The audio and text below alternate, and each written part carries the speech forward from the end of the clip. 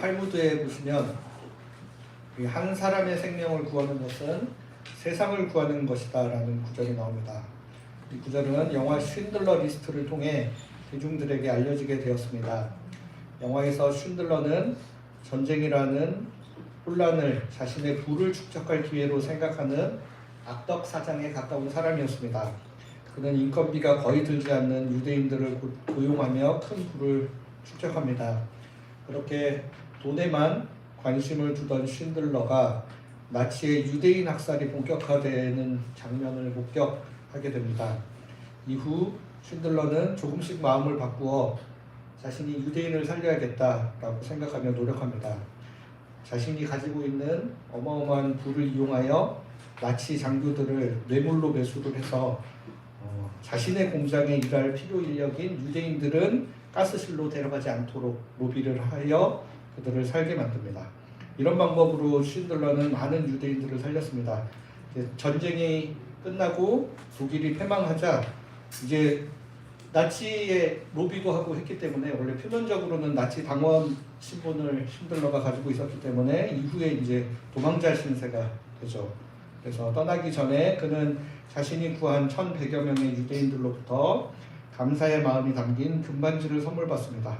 그리고 바로 그 금반지에 탈무드에 쓰여져 있던 구절인 한 사람의 생명을 구하는 것은 세상을 구하는 것이다 라는 문구가 새겨져 있었습니다. 하지만 이 반지를 받아든 쉰들러는 자신이 더 많은 사람들을 구할 수 있었을 것이라며 스스로를 자책합니다.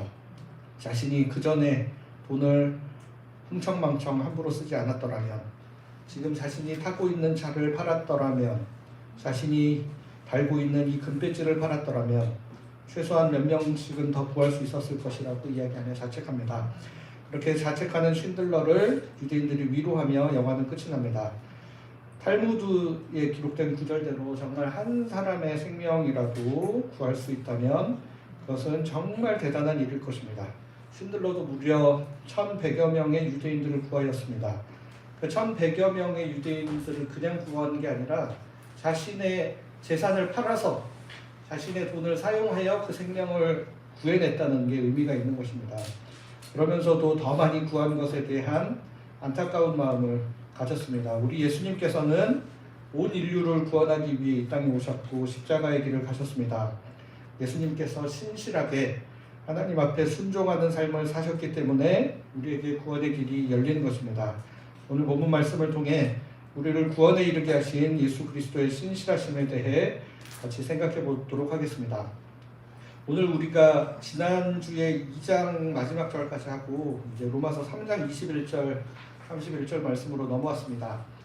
그 앞에 기록된 3장 1절부터 20절 말씀은 내용이 반복되는 면도 있고 또 뒤에서 이 주제들을 좀 심층적으로 다루기도 하기 때문에 일단 3장 21절에서 31절 말씀으로 넘어왔습니다. 그래도 어떤 내용이 기록되어 있는지 간단히만 살펴보면 1절에서 20절까지 말씀을 3장 1절부터 8절 그 다음에 9절부터 20절까지 두 부분으로 나눌 수 있는데 각각의 내용을 파악할 수 있게 하는 두 가지 질문이 3장 1절과 3장 9절에 기록이 되어 있습니다. 먼저 3장 1절 말씀 보겠습니다. 그렇다면 유대야 사람이라고 더 나을 게 뭐가 있습니까? 할례 받은 것의 이득이 무엇입니까? 3장 1절에서 8절까지 말씀에서는 유대인들이 좀 더 그럼에도 불구하고 이방인들보다 더 나은 점이 무엇이냐고 질문을 던지면서 이어지는 2절 말씀에서 뭐라고 표현을 하냐면 유대인들에게는 하나님의 말씀이 맡겨졌다. 하나님의 말씀을 맡겨졌기 때문에 더 나은 점이 있다라고 서술을 하고 있습니다. 여기서 맡겨졌다로 번역된 단어도 피스티오, 믿음과 신실함을 의미하는 피스티스의 동사형입니다. 그래서 하나님의 말씀이 맡겨졌다 라는 것은 하나님께서 말씀을 유대인들에게 위탁하면서 신실하기를 기대하였는데 그 말씀을 맡은 이들이 그 특별함을 잘 유지하지 못하고 오히려 불의하였다라는 것입니다. 그런데 그들 중에는 그러한 불의 때문에 이제 궤변을 늘어놓는 사람들이죠. 내가 이렇게 불의했기 때문에 오히려 하나님의 의가 드러날 수 있는 계기를 마련하지 않았느냐라는 궤변을 늘어놓는 사람들이 있었습니다. 그래서 그에 대해 반박하는 내용가 간단하게 8절까지 기록이 되어 있고요. 그리고 이어지는 9절 말씀을 보시면 이렇게 기록되어 있습니다. 그렇다면 어떻게 됩니까? 우리가 더 낫습니까? 전혀 그렇지 않습니다. 우리가 이미 고발하기를 유대아 사람들도 그리스 사람들도 모두 죄 아래 있다고 했기 때문입니다. 여기서 두 번의 우리라는 표현이 나와서 대상이 좀 헷갈리는데, 앞에 우리가 더 낫습니까? 때는 우리 유대인들이, 앞에 유대인들이 말씀을 맡은 자로서 좀 더 나은 점이 있다라고 했으니까 그렇다면 우리 유대인들이 더 낫습니까? 라고 묻는 거죠. 그래서 이제 저희가 본 새 한글 말고 새 번역 성경에는 우리 유대인이 더 낫습니까? 라고 아예 좀 구체적으로 명시를 좀 해놨습니다. 그리고 이제 뒤에 우리가 이미 고발하기를, 여기는 이제 바울이 이미 로마서 말씀을 통해 이제 고발을 계속했다는 거죠. 유대아 사람들도 그리스 사람들도, 그리스 사람이라고 표현되는, 대표되는 이방인들을 대표하는 한 표현으로 그리스 사람이라는 표현을 쓰고 있기 때문에 모두 죄 아래 있다라는 이야기를 하는 겁니다. 그래서 9절부터 20절까지는 특별히 구약의 시편 말씀도 인용을 하면서 의로운 사람은 없고 하나도 없다 라며 유대인들의 죄를 더욱 부각시킵니다. 그러니까 유대인들이 율법을 맡은 면에서 좀 더 낫다라고 이야기하지 않았냐? 구약에 기록되어 있는 이런 말씀들이 다 너네들의 죄성을 드러내고 있는 것이다. 그래서 그 맡겨졌던 말씀을 통해 여러분들은 정죄당할 수밖에 없습니다. 그래서 모든 사람이 죄인입니다 라는 결론으로 가는 겁니다. 그래서 처음에 로마서 1장 18절에 이제 이 노골적으로 욕망에 충실하며 드러내 범죄를 하는 사람들, 그 다음에 2장에 이제 남을 판단하면서 자신은 선한 척 하지만 은근히 절대선은 아니고 다른 사람들과 비교함으로 상대적으로 선함을 부각시키고자 했던 사람들, 그 다음에 이제 2장 후반부부터 3장 20절까지는 유대인들, 종교의 그늘 아래서 우리는 선택받은 민족이니까, 우리는 구원받은 사람들이니까 라고 안심하던 사람들 모두가 그래서 죄인이다라는 이야기를 하고 있는 것입니다. 그래서 로마서 3장 9절 말씀과 3장 23절 말씀이 바로 1장 18절부터 3장 20절까지 말씀 전체를 요약하고 있는 중요한 두 구절이라고 할 수 있습니다. 보통은 3장 23절만 이야기하는데 사실 3장 9절 말씀도 굉장히 중요한 포인트가 있다는 사실을 기억하며 우리 3장 9절과 3장 23절 한번 같이 읽어보겠습니다. 시작. 유대아 사람들도 그리스 사람들도 모두 죄 아래 있다고 했기 때문이다. 사실 모든 사람이 죄를 지어서 하나님의 영광에 다다르지 못하는 처지에 있습니다. 네, 이 두 구절이 이제 같은 이야기 하는 것 같으면서도 또 미묘한 차이가 있는 구절입니다. 먼저 3장 9절은 모든 사람들이 죄 아래, 죄의 다스림 아래 있는 상태를 이야기를 하는 겁니다. 그래서 이제 카톨릭에서 번역한 성경에는 명시적으로 죄 아래라고 하고 하지 않고 죄의 지배 아래 있다라고 표현을 좀 더 구체적으로 하기도 하였습니다. 그래서 최근 저희가 이제 죄의 다양한 면에 대해서 이야기하다 보니까 지금 약간 흐름을 놓치셨을 수도 있는데, 저희가 지금 로마서 시작하면서 계속 누구의 다스림을 받느냐, 그래서 하나님 나라의 관점으로 로마서를 보고 있기 때문에 누구의 다스림 아래 살아가고 있느냐가 굉장히 중요한 핵심 포인트인 겁니다. 그래서 저희가 로마서 1장 18절부터 32절 본문 다룰 때도 이제 아래와 같은 구절들 보여드리며 강조를 했었습니다. 하나도 기억이 안 나시죠? 그래서 오늘 복습하는 경모로 많이 하니까 다시 한번 기억을 떠올리시면 됩니다. 하나님은 그들을 자기네 마음에 품은 욕망에 넘겨주어, 또 하나님이 그들을 수치스러운 욕정에 넘겨주셨습니다. 하나님은 그들을 무가치한 정신상태에 넘겨주신 것이죠.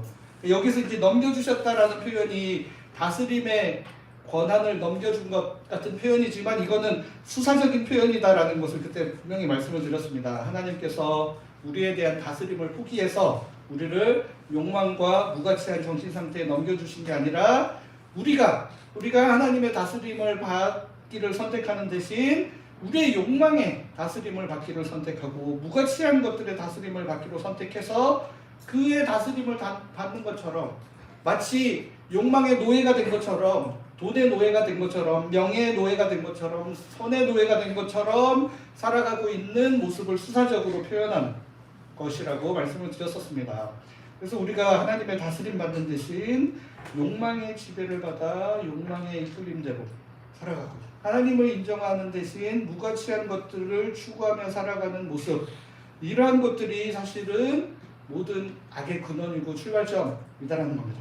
그래서 이렇게 우리가 누구나 기본적으로 욕망의 그늘 아래 그 다음에 무가치한 것들의 다스림 가운데 살아가는 삶을 살아가는데 이 중에서 특별히 이제 노골적으로 대놓고 이런 욕망을 추구하며 사는 사람들이 있다라는 이야기를 1장 18절부터 31절까지 했던 거고 그 다음에 또 겉으로는 선을 추구하는 것처럼 행동하면서 은근히 다른 사람들과 비교하는 내용을 2장 1절부터 16절까지 했었고 그 다음에 지난주 말씀부터 또 오늘 3장 20절까지는 종교생활과 교리의 그늘 아래서 자신들은 그래도 안전한 사람이라고 생각하는 그 사람들의 모습을 비판하였습니다. 그러면서 유대인이나 이방인이나 할 것 없이 모든 사람들이 죄의 권세 아래 살아가고 있는 상태에 있다는 것을 오늘 앞에서 다룬 부분인 3장 9절 말씀을 통해 말씀하고 요약하고 있다는 겁니다. 그래서 가톨릭 성경을 보시면 다 같이 죄의 지배 아래에 있다라고 표현을 하고 있는데 우리가 죄의 지배 아래 죄의 다스림을 받으며 살아간다는 내용을 잘 파악하는 게 굉장히 중요하다라는 겁니다. 오늘 내용에서도 그렇고 우리가 기본적으로 이 로마서를 이해하는 데 있어서 굉장히 중요한 포인트라는 겁니다. 그리고 앞에서 소개했던 3장 23절 말씀은 이제 죄의 지배 아래 살아가고 있는 우리들의 현실적인 모습을 이렇게 지적을 하죠. 모든 사람이 죄를 지어서 하나님의 영광에 다다르지 못하는 처지에 있습니다. 그러니까 우리가 죄의 지배 아래 살아가고 있기 때문에 우리는 또 자연스럽게 죄를 지을 수밖에 없는 삶을 살아가게 된다는 거죠. 그러니까 2020년부터 몇 년간 전 세계 사람들을 힘들게 만들었던 코로나 바이러스를 떠올려 보시면 됩니다. 코로나 바이러스가 근본 원인이죠. 그 바이러스가 몸속에 침투를 하면 일단 잠복기를 가져서 처음에는 아무것도 아닌 척 티를 안 내고 있다가 잠복기가 끝나면 본격적으로 활동을 시작해서 어떤 증상들이 겉으로 드러나냐면 기침, 열, 두통, 인후통 같은 증상들이 나타나는 겁니다. 그러니까 우리가 죄의 지배 아래 살아갈 때도 우리가 그걸 자꾸 숨기고 싶어가지고 위선적인 모습 막 이렇게 잠복기에 마치 들어있는 것처럼 살아가려고 노력을 해도 시간이 흐르면 마침내는 그것이 바깥으로 튀어나올 수밖에 없다는 겁니다. 그러니까 제가 대학 시절에 우리 선교관이라고 그래서 같이 형제들끼리 모여 사는 집이 있어요. 거기 살면 처음에는 남이랑 살고 너무 친하고 잘 아는 사람들이랑 사니까 굉장히 열심히 잘 살아보려고 노력합니다. 평상시에는 안 하던 설거지도 좀 해보고 청소도 열심히 해보려고 하는데 제가 보니까 대부분은 1개월 좀 더 성실하게 위선적으로 살 수 있는 사람은 3에서 6개월 지나면 반드시 본성이 드러나게 되죠. 같이 살아보면 너무나 잘 알아요. 여러분들 결혼하시고 나서도 마찬가지. 그러니까 아무리 숨기려고 해도 우리가 죄의 지배 아래 살아가는 상태에 있으면 그 증상들이 겉으로 어떻게든 드러날 수밖에 없다는 겁니다. 그러니까 노골적으로 범법행위 막 그냥 욕망을 따라 사는 사람들도 있고 또 마음속으로 품고 있는 거를 대놓고 하면 자기가 교양 없어 보이니까 은근하게 사람들 골탕 먹이고 괴롭히는 모습으로 나타날 수도 있다는 겁니다. 그러니까 아무리 숨기려 해도 시간이 흐르면 결국에는 이러한 죄들이 드러날 수밖에 없는 게 바로 우리의 상태이다. 특별히 사람들의 숨은 일, 즉 마음까지 감찰하시는 하나님 앞에 그 누구도 이런 죄들을 숨길 수가 없다는 것이죠. 그렇게 지은 죄들로 인해 우리는 하나님의 영광에 다다르지 못하는 처지, 즉 하나님의 형상을 점점 잃어버리는 처지에 이르게 된다는 것입니다. 그런데 감사하게도 바로 이런 상태에 있는 우리를 향해 하나님의 의가 나타났다라고 선포하고 있는 것입니다. 로마서 3장 21절 말씀 한 목소리로 같이 읽어보겠습니다. 시작. 그러나 이제 율법과는 무관하게 하나님의 의가 나타났습니다. 이 의는 율법과 예언자들이 증언하고 있는 것입니다. 앞서 유대인들이 율법을 가지고 있는 것에 대해 언급하고 있었기 때문에 이제 율법과 무관하게라는 표현이 여기서 나오는 거고, 그러나 이제 하나님의 의가 나타났다라는 것을 표현을 하는 겁니다. 근데 이 의는 율법과 예언자들, 즉 구약 성경에서 이미 증언하고 있었던 것이라고 이야기를 하고 있습니다. 그러니까 여러분들 참고로 이 신약 성경 읽을 때 율법과 예언자들이라는 표현이 나오면 이거는 구약 성경 전체를 표현하는 비유적인 언어라고 이해를 하시면 됩니다. 그러니까 유대인들은 구약 성경을 토라, 율법, 그 다음에 예언서, 예언서에 이제 역사서까지 다 포함을 하는, 우리가 흔히 말하는 예언서와 역사서까지 포함해서 예언서라고 표현을 하고, 성문서 이렇게 해가지고 탄악이라고 해요. 탄악. 이 앞자를 따가지고. 그러니까 이 세 가지, 그래서 율법과 예언자들과 그다음에 성문서까지 사실은 히브리 성경을 표현하는 이 비유적인 표현인데, 율법과 예언자들이라고 이제 대표적으로 표현을 하기도 한다라는 겁니다. 그래서 이거는 딱 율법이나 예언자들을 지칭하기보다는 구약 성경 전체에서 이야기했던 거를 의미한다. 그래서 이제 그 엠마오로 가는 길에서 예수님이 제자들한테 풀어 설명해 주실 때도 이 표현들이 또 나오거든요. 군데군데 나올 때는 그렇게 이해를 하시면 됩니다. 어쨌든 그래서 예수 그리스도를 통한 하나님의 의가 이미 갑자기 생겨난 게 아니라 구약 시대부터 이미 예견되어 왔었는데, 예수님을 통해 비로소 성취되었다라는 겁니다. 어떤 방식으로 하나님의 의가 나타났는지 로마서 3장 22절 말씀을 통해 이렇게 기록하고 있습니다. 예수 그리스도에 대한 믿음을 통해 생겨나는 하나님의 의는 모든 믿는 사람에게 주어집니다. 거기에는 아무런 차별이 없으니까요. 그러니까 여기서 보시면 이 표현대로만 하면 하나님의 의가 나타나는 데 있어서 제일 결정적이고 중요한 게 뭐냐면 예수 그리스도에 대한 믿음, 예수 그리스도에 대한 우리의 믿음 때문에 하나님의 의가 나타난 것처럼 표현이 되어 있다는 겁니다. 근데 이 예수 그리스도에 대한 믿음이라고 번역된 이 구절이 학자들 사이에 굉장히 많이 논란이 지금도 계속 되고 있는 구절입니다. 헬라어 원어로는 굉장히 단순해요.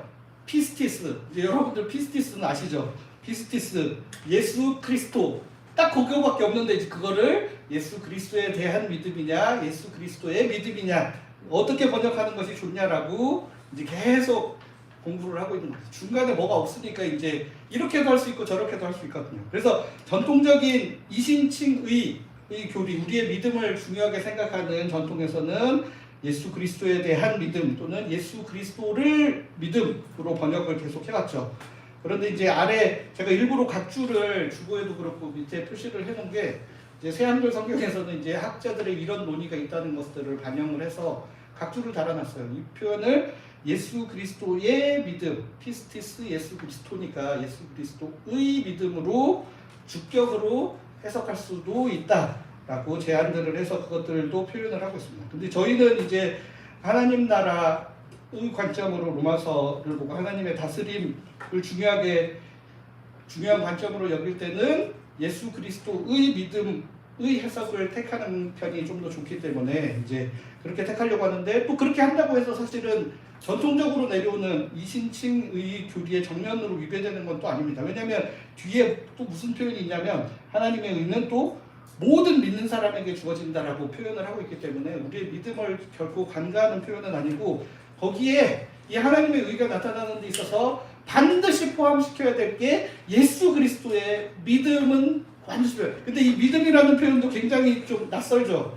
예수님이 무엇을 믿느냐. 우리가 전통적으로 믿는다라는 표현을 하면 지적으로 동의를 한다든지 아니면 뭔가 굉장히 신뢰하는, 예수님이 뭘 더 지적으로 동의할 게 있으며 예수님이 얼마나 뭐 신뢰를 하셔서 이런 일들이 있었나 라는 좀 부자연스러움이 생기기 때문에 예수 그리스도의 믿음이라는 표현을 선택하는 학자들이 이 믿음이라는 단어에 담겨있는 원래 뜻인 신실함으로 바꿔서 번역을 해야 굉장히 자연스러워진다라고 표현을 해서 예수 그리스도의 신실함을 통해 하나님의 의가 모든 믿는 사람에게 주어진다라고 해석을 해야 맞아떨어진다라고 주장을 하고, 저도 개인적으로 이 의견에 굉장히 동의를 하여 여러분들 앞에 지금 소개를 해드리고 있는 겁니다.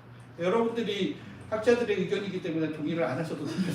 안 하시고 나는 우리의 믿음만을 강조하겠다, 그렇게 믿으셔도 됩니다. 어쨌든 가는 길은 똑같기 때문에, 어차피 최종 목적지는 똑같기 때문에, 그래서 이런 식으로 번역을 해야 하나님의 의가 예수 그리스도에 대한 믿음이 아니라 예수 그리스도의 신실함을 통해 생겨나서, 하나님의 의가 생겨나서 그것이 모든 믿는 우리들에게 주어진다라고 해야 굉장히 자연스럽다라는 것이죠. 저희가 로마서 1장 17절 다룰 때도 이 믿음이라는 단어를 하나님과 우리 사이에 맺어진 언약에 대한 신실함으로 이해해보는 것이 좋다고 제안을 드린 적이 있습니다. 그래서 원래 1장 17절에는 믿음에서 시작하여 믿음으로 끝나는 일이지요 라고 되어 있는 거를 이 번역을 이런 식으로 제안을 해보는 거죠. 하나님의 신실하심에서 시작하여 우리의 신실함을 통해. 그러니까 하나님이 구약시대부터 최초로 백성들에 대해 자신의 신실함들을 지속하여 드러내어 보여주고 계시는데 그 하나님의 신실함을 완성하는 결정적인 사건이 예수 그리스도의 신실함을 통하여 이루어졌고 그 예수 그리스도의 신실함을 통해 주어진 구원 사건을 우리가 믿음으로 받아들이는 그런 시스템으로 이루어진다라고 할 수 있겠습니다. 이해는 되시죠, 여러분? 네, 이 신실함이라는 단어가 기본적으로는 이 언약 안에서 이해되는 단어인데 예수 그리스도께서 하나님 앞에서 이 신실함을 보여주셔서 그러니까 우리만 하나님 앞에 신실함의 표현으로 사는 것이 아니라 인간의 몸을 입은 예수 그리스도께서 하나님 앞에 신실함이 무엇인지를 몸소 실천해 보여주셨다는 겁니다. 그러니까 하나님께서 최초의 유대인들과 언약을 맺을 때 유대인들이 굉장히 신실하기를 기대하였는데 유대인들이 하지 못했고 더 나아가 사실은 더 최초로 인류 최초의 존재인 아담이 하나님 앞에 선악을 알게 하는 나무를 따먹지 않음으로 그 신실함을 보여주기를 기대했는데 그 또한 실패했던 이 전에 모든 인류들이 실패했던 그 신실함을 예수 그리스도께서 드러내 보여주심으로 그를 통해 우리에게 하나님의 의가 나타나게 된다라는 것입니다.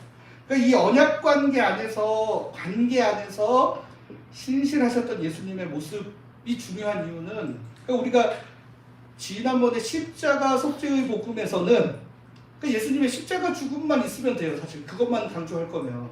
근데 이제 예수 그리스도의 신실함을 통해 우리의 구원이 완성되었다라는 주장을 하려면 바로 예수님이 인간이 되시기로 결정하는 그 순간부터 사실은 신실하고 충성스러웠던 모습이었다라는 것이죠.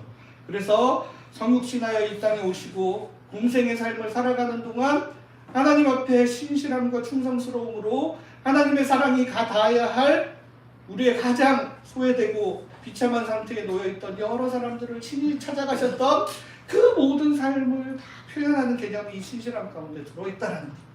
그리고 마지막에는 자신의 목숨을 내어주기까지 십자가 앞에 순종하시고 신실하시고 또 이후에 부활하여 승천하실 때까지 이 모든 과정들이 신실함이라는 단어 안에 다 담겨있다는 거예요. 그러니까 우리가 이런 예수 그리스도의 신실하심을 통해 위롭다 칭함을 받을 수 있게 되었다는 겁니다. 그냥 십자가에서 죽으심으로 우리 죄 문제 해결돼서 이제 모든 것이 끝 이런 것이 아니라 예수님의 성육신, 공생의 죽음과 부활, 승천까지 모든 것을 다 아우르시는 예수 그리스도 그 자체, 예수 그리스도의 삶 자체, 예수 그리스도의 존재 자체의 총체적인 신실하심이 그래서 중요하다는 거죠. 그래서 바울도 곳곳에서 예수 그리스도의 십자가만 강조하고 있는 게 아니라 우리 지난번에 봤던 1장 3절에도 이 복음은 하나님의 아들에 대한 것이다. 아들의 십자가 죽음에 대한 것이 아니라 그 아들 자체에 대한 것이다. 예수님은 우리의 범죄 때문에 죽음에 넘겨주셨고 또 우리를 의롭다고 선언해 주시려고 살아 일어나셨다. 예수님의 죽음뿐만 아니라 부활까지도 하나님 앞에 신실하신 생명의 능력을 선포해 주신 중요한 사건이었다라는 것을 복합적으로 우리에게 전해주고 있다는 사실을 우리가 확인할 수 있다는 겁니다. 이렇게 우리가 예수 그리스도의 총체적인 삶 가운데 나타난 신실하심이 너무나 중요하지만 또 오늘 본문에서는 그럼에도 불구하고 우리의 초반에 이야기했던 근원적인 우리의 한계와 상태, 죄의 지배 아래 살아가고 죄를 범하여 살아갔던 우리의 죄의 문제를 어떤 방식으로 해결하셨는지를 또 오늘 본문에서는 특별하게 더 설명을 하여주고 있기 때문에 우리가 그런 부분들도 함께 살펴야 됩니다. 그래서 아까 로마서 3장 9절, 3장 23절 보시면 유다인들이나 그리스도인들이나 다 죄의 지배 아래에 있는 상태를 어떤 식으로 해결을 하셨고 그 다음에 모든 사람이 지었던 죄를 어떤 식으로 예수님이 해결하셨는지가 바로 오늘 본문에 다 나와 있다는 것입니다. 이 문제가 예수 그리스도의 신실하심을 통해 이제 두 가지 방법으로 해결이 되는데 먼저 3장 24절 말씀 보겠습니다. 3장 24절 말씀을 우리 한 목소리로 읽어보겠습니다. 시작.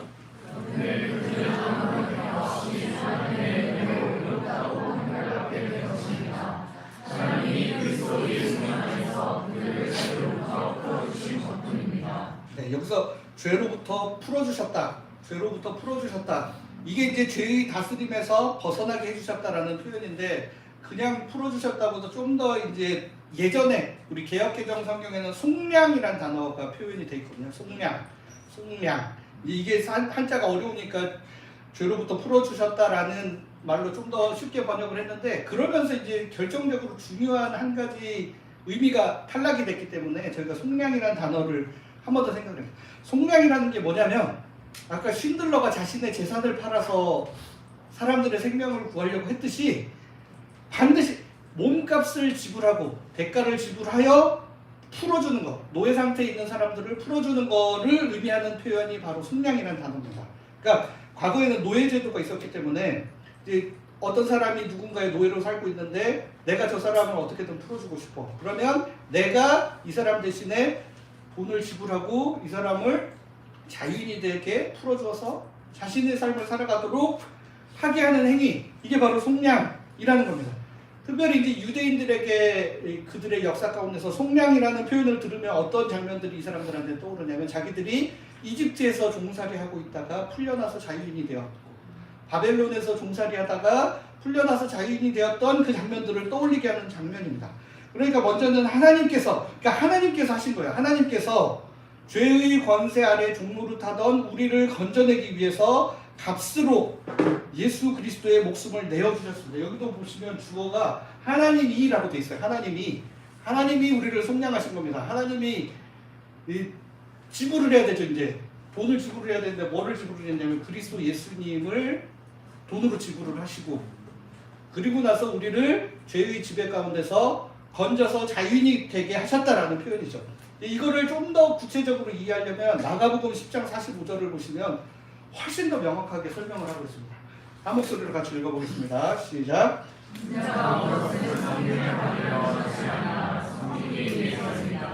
또 자기 목숨을 내주기 위해서입니다.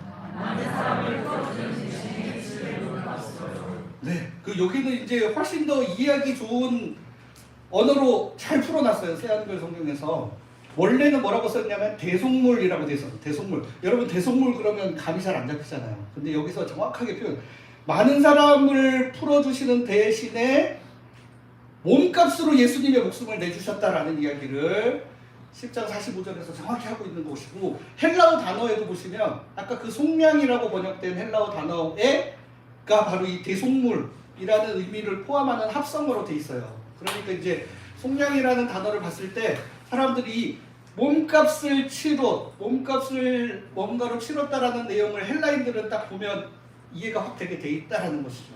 그렇기 때문에 우리가 3장 24절 말씀 보실 때 제일 중요한 거는 예수님이 우리를 죄의 지배 아래 살아있던 우리를 자유인 되게 하기 위하여 자신의 목숨을 몸값으로 내어놓으셨다라는 것이죠. 그로 인하여 우리는 죄의 지배에서 벗어나 자유인이 되었다라는 게 이게 핵심입니다. 근데 자유인이 돼서 이제 우리 마음대로 살아가라가 아니라, 이제 골로새서 1장 13절 말씀을 보시면 아버지께서는 우리를 어둠이 통치하는 영역에서 그 어둠이 다스리는 나라에서 건져내셔서 자유인으로 네 맘대로 살아라가 아니라 아버지께서 사랑하시는 아들의 나라의 백성으로 삼아주셨다라는 겁니다. 이것까지 해야 이제 완성이 되는 거죠. 속량에서 자유인으로서 뭐 하고 싶은 대로 살아라가 아니라 이제 사랑의 아들의 하나님 나라의 백성으로 살아봐라. 여기는 이전에 죄의 지배를 받으면서 살았던 삶과는 전혀 다른, 사람을 이용해 먹고 착취해 먹는 노예와 같은 삶에서 사랑의 삶으로 자발적으로 하나님 앞에 헌신하고 그 사랑을 누림으로 하나님의 참 기쁨을 누릴 수 있는 참 사랑의 하나님 나라로 우리를 옮겨주셨다는 겁니다. 이처럼 예수 그리스도의 십자가에서 사실은 이게 더 중요한 일이에요. 근데 저희가 맨날 우리가 그동안 지었던 죄, 과거에 지을 죄, 또 앞으로 지어야 될 모든 죄 없애주는 것만 초점을 두고 예수 그리스도의 십자가를 이해하는 경우가 많지만, 그거보다 훨씬 더 우선하여 더 근본적인 해결책을 우리에게 보여주셨다라는 사실을 기억을 해서 우리가 이제는 더 이상 죄의 지배를 받는 백성으로서의 삶이 아니라 하나님의 사랑의 다스림을 받는 하나님 나라의 백성이자 하나님의 자녀, 상속자로서의 삶을 살아가야 한다는 정체성의 변화를 1차적으로 가져야 한다는 게 바로 중요한 내용이라는 겁니다. 그래서 우리가 로마서를 하나님 나라 복음으로 읽어야 되는 것도 우리가 하나님의 다스림 안에 있는 존재라는 사실을 반드시 기억하고 생각하는 게 우리가 죽어서 천국 가는 내용보다 훨씬 더 중요하고 근본적인 내용이다라는 겁니다. 두 번째로 이제 우리 죄의 문제를 해결하셨다라는 이야기도 이제 당연히 나와 있습니다. 그래서 3장 25절 말씀을 보시면 이 예수님을 하나님은 죄 덮는 제물로 내놓으셨습니다. 죄 덮음은 믿음을 통해 얻어지며 그분의 피 덕분에 가능한 것입니다. 이미 저지른 죄들을 못 본 채 해 주심으로써 하나님이 자신의 의를 나타내려 하신 것입니다. 그리고 우리 죄의 문제를 해결하기 위한 제물로서 죄 덮는 제물로 예수님을 내어놓으셨다라는 거죠.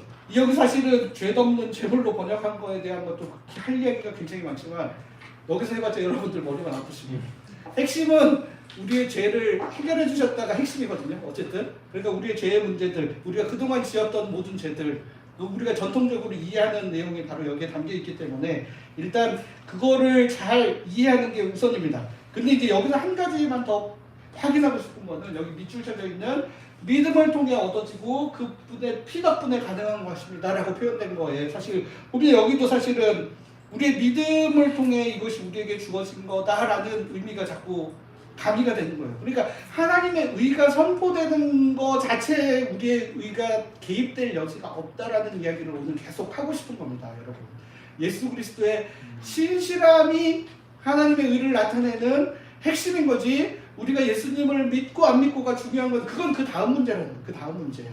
그 다음 문제라는 걸 이야기하고 싶어서 이거를 또 다시 한번 어렵지만 헬라어 단어를 이번에는 좀 보여드리도록 하겠습니다. 이게 어렵기 때문에 제가 일부러 이제 이것도 변화형이 있어요. 명사도 그렇고 동사도 변화형이 있는데 가장 여러분들에게 익숙할 만한 기본형으로 좀 바꿔가지고 이제 원래 원문은 이렇게 돼 있어요. 뭐뭐를 통하여 믿음. 그래서 저기 위에가 원래 번역된 최양을 성경 믿음을 통해 얻어지며 그 다음에 그의 피 안에를 그분의 피 덕분에 가능한 거라고 약간 의역을 해서 원래 우리가 가지고 있는 설명에 가지고 있는데 이제 우리 학자분들 중에서 여기 이 믿음이 신실함이다. 신실함으로 번역하면 또 이게 굉장히 자연스러울 수 있다라고 해서 이런 제안들을 하는 거야.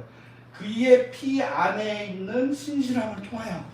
그러니까 예수 그리스도의 신실함 중에 특별히 자신의 피를 흘리기까지 충성하시고 신실하셨던 그 예수 그리스도의 신실함을 통하여 우리가 우리의 죄 문제도 다 해결을 했다라는 표현인 거죠. 그러니까 하나님의 다스림, 죄의 다스림에서 하나님의 다스림으로 옮겨오기 위해 자신의 목숨을 값으로 내주셨던 그 예수님께서 이번에는 자신의 피를 흘리심으로 그동안 우리의 지었던 죄, 그러니까 목숨만 내놓는다 하면 고통 안 받고 그냥 목숨 내놓고 일시에 확 안아보고 이렇게도 할 수 있었겠지만 이거는 뭔가 전통적인 구약의 제사 제도에 근거하여 자신의 피, 이따가 히브리서 공부하시는 분들은 더 잘 이 부분을 다루기는 할 텐데 피 가운데 생명이 있다라는 이야기가 이제 레위기에서 나오기 때문에 하나님은 이거를 가볍게 여기지 않는다는 겁니다. 우리의 죄가 목숨과 직결되는 문제이기 때문에 그 죄의 문제를 해결하기 위해서는 반드시 피가 필요하고 목숨이 필요하다, 생명이 필요하다라는 거를 성경에서 일관되게 강조를 하고 있기 때문에 우리 모든 사람들의 모든 인류의 죄를 해결하기 위해서도 피가 필요한데 그게 바로 그리스도 예수의 피 안에 담긴 신실함을 통해 우리의 믿음을 통해서가 아니라 절대 그런 것 때문에 우리의 죄 문제가 해결되고 이런 게 아니라는 겁니다. 근원적으로는 예수 그리스도의 신실함을 통해 그것이 해결됐고 그 해결된 예수 그리스도를 통해 나타난 하나님의 의를 우리가 믿음으로 받아들이는 건데 그거는 다음 주에 할 겁니다, 여러분. 오늘 그것까지 하면 시간이 너무 가죠. 그래서 결국 예수 그리스도의 신실함은 그의 전 생애를 통해 드러나게 되는데 특별히 십자가의 죽음과 순종을 통해 절정을 이루셨다는 겁니다. 예수 그리스도의 그 죽음으로 인해 우리는 먼저는 죄의 지배에서 벗어나 사랑하시는 아들의 나라로 옮겨오게 되고 또 자유인으로서 그 나라 백성, 그 나라 자녀로서의 삶을 살게 되었다는 겁니다. 뿐만 아니라 예수 그리스도의 죽음을 통해 그의 피 안에 있는 신실함을 통하여 죄의 문제가 해결되어 우리가 무죄 선언을 받게 되었다는 것입니다.